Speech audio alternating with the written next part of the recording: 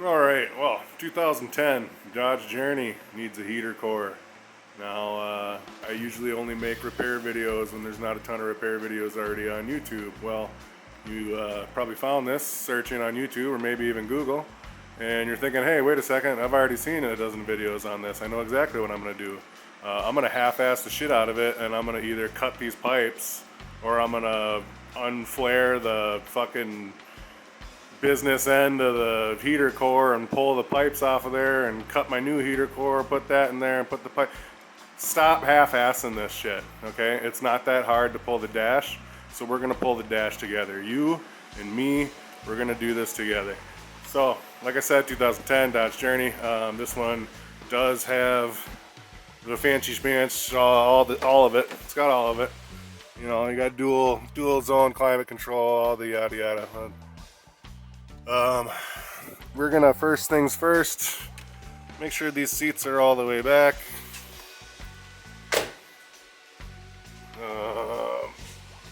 Obviously this is because they're power seats, and I'm gonna unplug the battery. I got my jack dangerously close, that's perfect. Oh, this one's not a power seat, okay. So, seats back, check. Next thing, I probably could have done that on the other side, but we're gonna pop the hood and disconnect the battery. We're also gonna drain the coolant out of this son of a bitch, because you don't want to be draining coolant inside the car. You're gonna want to go ahead and drain that out here.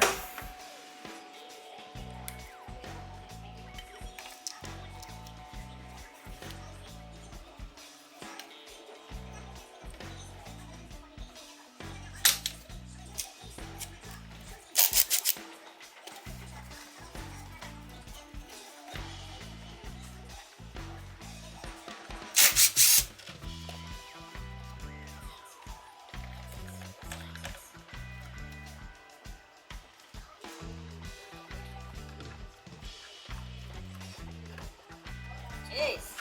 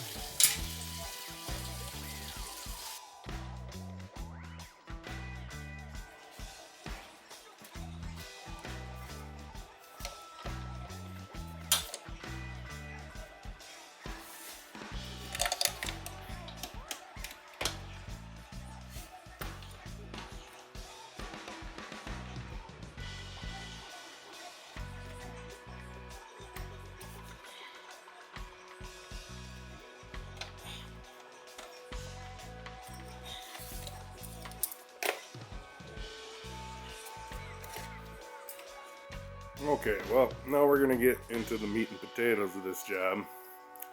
And that, of course, is gonna be removing the dash. So I mentioned the quick fix videos where they either botch the hoses together with some rubber hose and hose clamps, or they like spread open the ends of the, you know exactly what I'm talking about because you've seen the video if you're watching this video, but spread open the ends of the heater core and then pull the pipes out, put the new heater core in, put those pipes in. That's all. I mean, you can only trust aluminum to bend so much. So if you're gonna bend it all out like that and bend it all back, there's a high possibility that that's gonna crack, if not fully break. Especially you see them fill it with coolant and they go, oh yeah, see, no leaks. Well, what about when it's under 15 psi pressure, you know, at full 210 degree temperature? You know, you might have a leak then. So I don't half-ass shit like that to begin with, so we're not doing it that way. We're gonna do the dash removal. There's one other video out there that I've seen anyway, slightly newer model than this, I think. It had the touchscreen, so. But nonetheless, he put the camera in the back and just did a time lapse. And he's also kind of a dick in the comments, which I don't necessarily disagree with. I will say this for the record, making repair videos is incredibly hard. On top of actually doing the job that we're doing, filming it is a whole second job on top of it. So, you know, if we miss stuff or, you know, like with his sped up video, a lot of people didn't like that. You know, it is what it is. I say give him all the credit you can for even trying to put it on camera. That was hard enough. And we'll just try to kind of elaborate on his video a little bit. So if you've seen the overlay of dash removal, you can kind of get an idea of what we're going to be doing. I'm not going to be able to get like tons of great angles. This is not a big camera, but it's not a GoPro or nothing, so I can't like jam it up into spaces, but I can get you a shot from maybe out here or maybe even in the car. So I'm not sure how much of the shot you're actually going to be able to get here, but we tried for you anyway.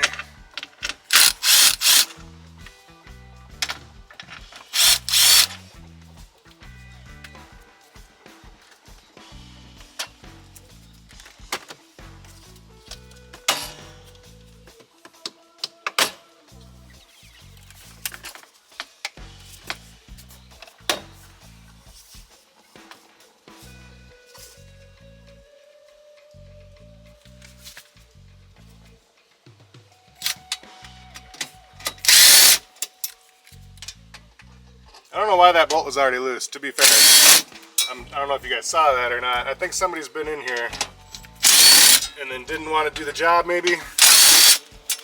Or maybe got told they couldn't do the job. That's usually what it is. It's usually too expensive and then they bring it to me because I'm too cheap. So. And I mean too cheap for the level of work that I do. You're definitely getting a fucking bargain bringing shit to me. Unless you see me just fucking destroy this here, but there we go. Yeesh. Okay. What's crazy is the heater core is right there, so I do see why a lot of you would want to do that cop out. I can see why.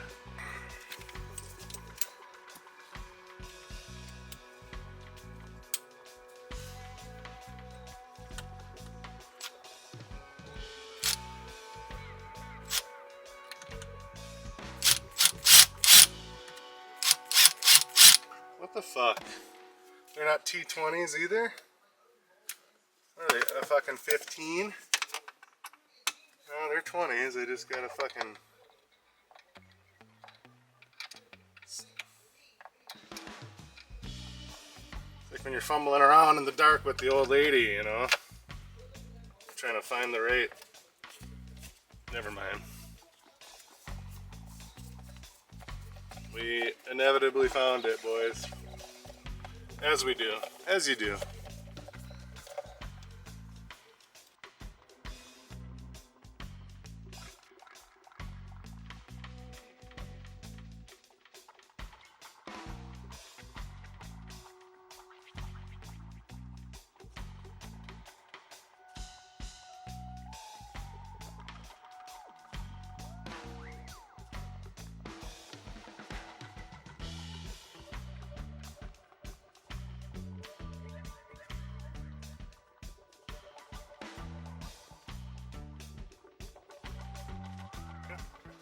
So we'll save this, I think. We're gonna go to the other side and just get the glove box out. Hi, Stinky. Wanna say hi? Here. Stinky Bean. Stinky Bean. Oh, hi. Oh, hi, Bean. Oh. Wally back there. Hey, what's up, boys? What's up, boys? They probably gotta go outside. So we'll do that. I'm gonna take the... Oh, hey, what's up? I'm gonna take the glove box out and the other plastic on the passenger side. I don't think you need that on camera. I think you can figure that out. Oh, look at my nose. Funny. All right, we'll be back. So we went ahead and pulled the glove box out of here. That was just this little clip back here that's in the back of the glove box. You got to pull that out. And there's 2 pins on either side, and it rests on these little clips. Pull it off of there, and you got the glove box out. Underneath, you got this cardboard piece. That's just 2 push pins, and you pull this out of there. Then we're gonna have to go ahead and do the floor sills. Those are all just push pins as well. Kind of show you where they're at here, and just pull those right out. Then we're gonna have to get this end cap here. That as well just pulls right out, push pins, and that's going to expose 2 of the 10 mil bolts we're going to have to get the dash skin off. Then we got the center console. That is more push pins. That's going to pull straight out. You're going to want to open up those 2 little glove box compartments. Then you got 5 or 6 connectors here for the hazards and the HVAC controls. I'm going to go ahead and pull the radio out. That is 4 of your Torx bits, the T20s, and a few more connectors there. And that just pulls straight out. Up here, this has got 2 more Torx that we're going to pull. And this piece as well just pulls right out.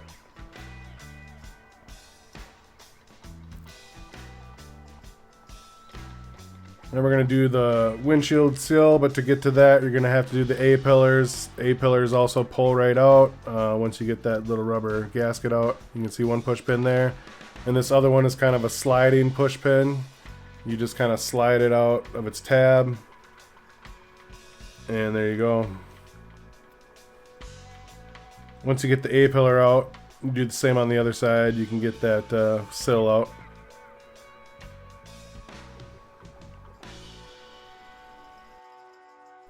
The windshield sill is attached by 7 push pins. You got a couple of electronic boxes as well on top, and the center LED for the security system flasher. Unplug one of the boxes, the security light, and pull the speakers out. So now we're going to do the dash bezel. That just pulls out more push pins. And once you get that out, of course, we're going to want to take the cluster itself out. That's more T20 Torx. Once you have your cluster out, there's a couple T20 Torx, another 10 mil there, and a couple T20 Torx holding in the ignition cylinder that we pull out as well. Full disclosure, it takes me a little while to figure out. Oh, there's a box up there that we unplug. You pull the speakers out as well, but it was that center glove box compartment I had an issue with. That one ended up being 2 10 mils up under the dash, and then it kind of pops out. The hinges hold it at the top. So now we're going to pull the steering column out. You're going to have to pull 1 floor vent out of the way to access all your bolts for their steering column. It unplugs there. You got, I think, 3 or 4 connectors only, and then the whole harness sits up out of the way. Once you disconnect your coupler there to your rack that goes through the hole there in the background, that's a 13 millimeter. They're all 13 millimeters. You got 3 nuts that are hanging it, and 1 bolt that's kind of a cross bolt for a brace.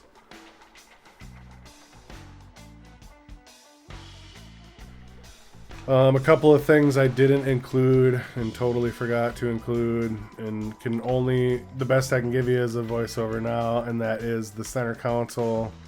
Center console, inside the glove compartment of the center console, there's 4 10 millimeters bolts, and then there's 2 push pins that connect it to the dash portion, or like the little it's just under the dash in the middle.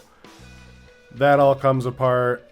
You'll need to pull pull back the center console and remove that bit under the dash to get the cage out. I didn't film unbolting the cage, but I did try to get where the bolts are located. So now we have the dash skin off. My biggest issue when taking the dash off is it does come with, so there's 2 Torx bit bolts there that are hidden. You have to get through the glove box compartment. And once you do that and you get that center dash glove box compartment out, you do need to unbolt 2 more 10 millimeters that hold the airbag in. The airbag comes with the dash skin. That was my hardest learning curve there. I saw these plastic pins and I thought you could unhook it, but pretty impossible to unhook when it's in there. So just do the 2 10 millimeter bolts and it unbolts from the skeleton. It comes with the skin.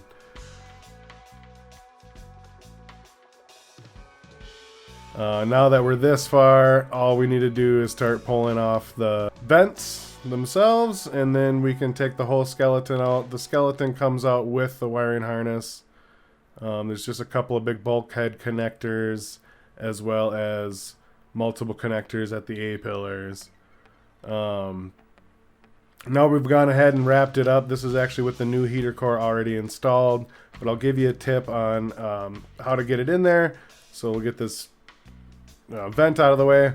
But basically I pulled the gas pedal out, and then once you disconnect the HVAC module from these floor vents here, the whole module can be tilted back far enough to get the heater core in and out without evacuating the AC, so you don't need to disconnect the AC at the firewall. So I thought that was pretty nice, being able to just smidge it back just far enough to get the heater core out and in. As for the skeleton, like I said again, that was the whole harness comes with that skeleton, so that's also straightforward. Just a lot of 10 mils and a few 13 mils. The skeleton does hook onto these hooks, so you need it, when you pull it out, you need to kind of go up and out with it. Give you a quick shot of the skeleton. As you can see, the harness is still fully attached there. Didn't have to unhook any of the harness, just at the A-pillar there, the 2 bulkhead connectors down at the firewall, and a couple more A-pillar connectors, and then the whole thing comes out as you see here. Oh, there was 2 more connectors at the floor. Sorry about that. I almost missed that. And then, yep, there's that, I'm mentioning the center console part that I didn't get on video. That needs to come out. There's 2 bolts down there underneath that. But you won't be getting it out without finding them, so it's not, I couldn't get everything I wanted to on camera, and I do apologize. This one didn't turn out as awesome as I wanted it to be. I couldn't really, I tried to put the tripod even in the back seat for a second. That didn't work out, but yeah, it just goes to show this took a day, for the record. And then those are your crimps I'm talking about that people uncrimp and put the new pieces. Just don't do any of that. This took me a day in my garage. I did have the dash cage and skin, I believe, back in the same day, and then I called it quits for the day and finished it up the following morning. But you know, it wasn't a insane job. You know, it's not gonna take you, it could take a DIY guy a weekend to do this. You absolutely could do it.